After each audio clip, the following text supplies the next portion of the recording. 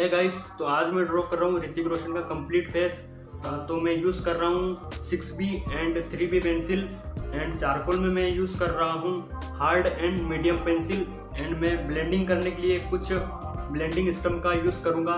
तो चलिए शुरू करते हैं इस वीडियो को और देखते हैं कि ऋतिक रोशन का कंप्लीट फेस कैसा बनता है।